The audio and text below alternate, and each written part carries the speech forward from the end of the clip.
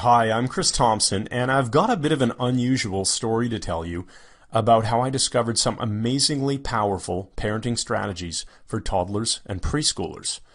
I'll be talking about ways to understand and communicate with your child that you've probably never heard before, giving you the answers to dealing with the terrible twos, poor child behavior, tantrums, and all sorts of other common parenting problems. Some of what I say in this video may offend some of the so-called experts, so I might not leave it up forever. Please watch it while it's still available. I promise it will be one of the most enlightening parenting instructional videos you've ever seen, and I believe you'll be amazed.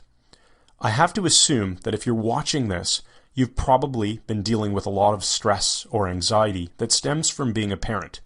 We love our kids so much, and yet sometimes they can drive us crazy, and their behavior and actions make us worry that we aren't doing a good job of raising them. I've heard from lots of moms and dads who feel like they're failing as parents, and I know you want peace and quiet back in your home, and you're not alone. In fact, you're in very good company. The good news is that you can get the changes that you want. My experience proves you can actually turn things around and really start to enjoy your kids and your time as a parent much more than you are right now. I'd like to help you to make those changes starting right now by showing you some of the most important tools you can learn. Here's more good news. Most of the problems you're facing with your child's behavior are not your fault. Think about it. Kids don't come with instruction manuals. Nobody trains us on how to actually deal with toddlers and preschoolers. They don't teach this stuff in school. And when you're expecting your first child, you may have taken one of those parenting classes. The ones that teach you how to hold a baby, how to feed a baby, and everything baby. Sure, it's important stuff, but it's actually pretty easy when compared to the terrible twos and threes and, as one of my friends used to joke, the freaking fours.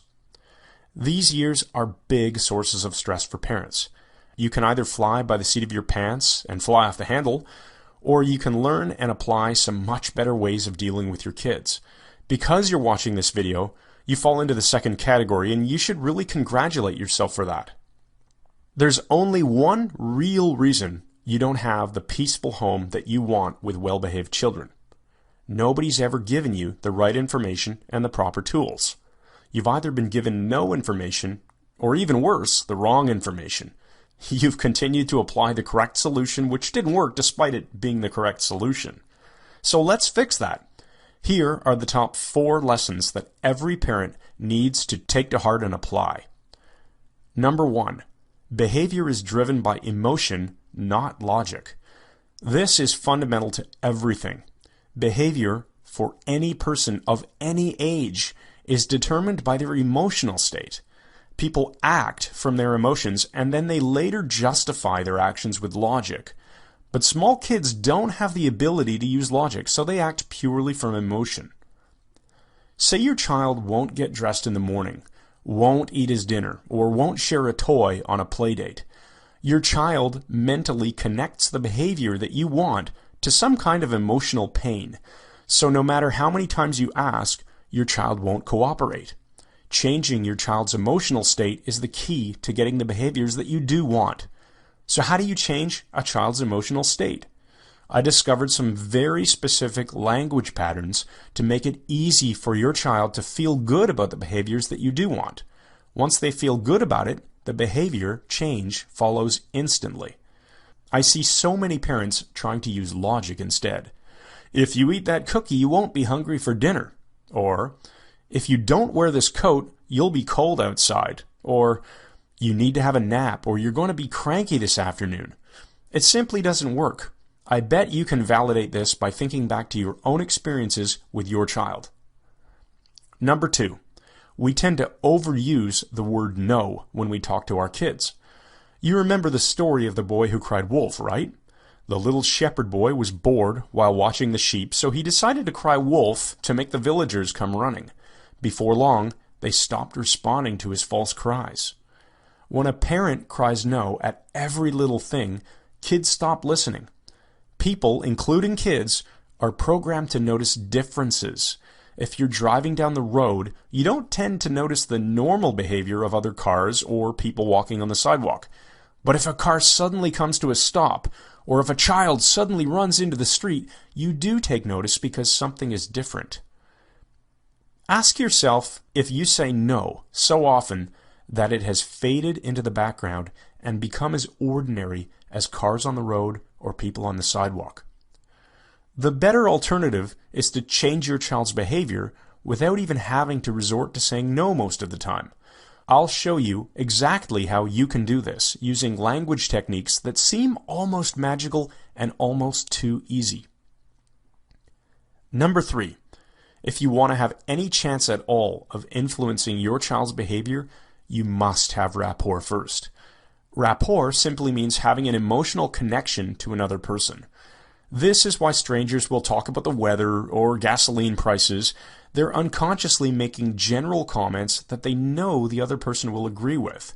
Agreement creates rapport. It's a natural process we all do in adult relationships. It's as natural as breathing. But we often forget that we need to build rapport with our kids too. If little Samantha is playing in the sandbox at the park and you suddenly announce to her that it's time to go home, you have a huge chance of creating a fight because you missed the first step of building rapport. I'll show you how you can learn lots of ways to create this crucial emotional bridge before you change a child's behavior. Number 4, language is a powerful tool, and there are a bunch of tactics you need to learn to create the outcomes you want. Here's a specific tip. Use positive language instead of negative language. Ask your child to sit down instead of stop jumping on the couch. Ask him to hold his cup with 2 hands instead of don't spill your milk. This is the opposite of how most of us speak, but science has proven that speaking in negative terms and saying what you don't want will actually cause your child to do exactly what you're trying to avoid. You want some simple proof that will work on you right now? Okay, do not think about the color of your child's hair right now. Don't think about it, and certainly don't form a mental image of it right now. See? As soon as you're told not to do something, you at least have to think about it to understand what it is that you aren't supposed to do. The difference is that young kids, unlike adults, don't have something called a critical faculty, which helps to process the negatives in language. I've got so much more information to share. Can you imagine what would happen if you installed a powerful set of communication strategies within your mind? It's not as hard as you might think, and the effects are fast and powerful. How much more peaceful will your life be once you know how to fix or even prevent most of those behavioral problems that you've been dealing with? Would you like to start enjoying more laughter and smiles with your kids? Want to really feel like you understand your kids and know that you're doing the best job you can? I want you to experience the joy of a loving, nurturing, and emotionally healthy family life. It's entirely possible for you. I know it because I've helped thousands of other parents learn how to deal with their kids more effectively. In fact, while preparing this video, I was shocked to discover that I've sent my parenting course to parents in 58 different countries, and I'm not done helping people. There are still far too many parents who share your frustrations and need these solutions. I think I should share my own story with you so that you can understand why I feel so passionate about these parenting strategies. As I said in the beginning, my name is Chris Thompson. I'm a proud father of 2 girls named Anne and Elizabeth. I'm married to my sweetheart Vanessa, and we live in Toronto, Canada. My story actually goes back to when I was 19 years old, entering my first year of university, to study engineering, not psychology or sociology. I was a math and science geek. The university brought in a guest speaker who, unbeknownst to me at the time, would change my life forever. The speaker showed us how to use our brains to make powerful shifts in our emotional states, like how to take a lousy mood and turn it around instantly. He also taught us some of the basics of influence, persuasion, and relationship building. This stuff really excited me, and when the presentation ended, I went up to the speaker and asked him how to learn more. He handed me a reading list of recommended books to study, and I've always maintained my passion for learning about influence, persuasion, relationships, and rapport. I got really good at this stuff. I built the right kind of relationships with people in university, and I applied my skills to get a great job upon graduation while others had a hard time. I was still only 22 at this point, and I was too busy focusing my skills on my career to realize that there was a lot more to it. Let's fast forward over the next 8 years. I got married. I applied my skills to make a highly rewarding and unconventional career shift. Then, when I was 30 years old, we had our first baby. Anne changed my life forever. Just talking about this is making all the memories flood back of me holding her for the first time. And that first moment, holding this tiny baby of mine, it hit me that I had a much bigger responsibility than ever before. By the time she was entering the terrible twos, my wife was pregnant again with our second daughter, Elizabeth. We didn't need any more stress, believe me. Here's where my training starts to come in, and thanks for bearing with me so far. The challenges and problems that we faced with Anne were very typical. She would say no to us a lot. She would point at things that she wanted and cry if we didn't give them to her. She'd have fits or throw tantrums if we didn't live up to her expectations. I bet you can relate, right? That's when I finally clued into the idea that all of my expertise in building relationships and influencing people would probably work on small children too. The tools just needed to be reworked to fit parenting situations rather than business situations. I started making notes on every new idea that hit me. I'd test them out on Annie the Terrible, and they'd work like magic. Then came the one moment that clinched it all for me. I realized how powerful this stuff was and how nobody else was doing or teaching these ideas. I was in the grocery store with my pregnant wife and daughter. There we were in the checkout line, waiting to pay for our groceries. Anne was in the shopping cart with her eyes at the perfect height to see the candy. I mean, seriously, they must set up the checkout aisles like this on purpose.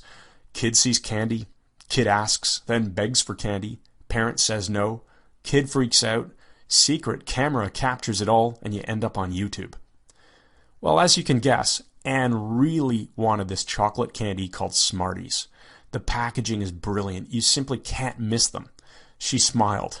Oh yes, it always starts that way. Then she pointed at them and said in her cave child voice, "Want this?" My wife started to say no to her, and I could literally see the meltdown beginning to take shape. Her lips started to quiver. That's usually the clear sign. Thank goodness I was quick on my feet that day instead of staring down at my BlackBerry. I quickly tested out a new technique that I'd been perfecting. It's called the distraction method. Yes, I know, very fancy title. It's an elegant technique that starts with something we already talked about, building rapport.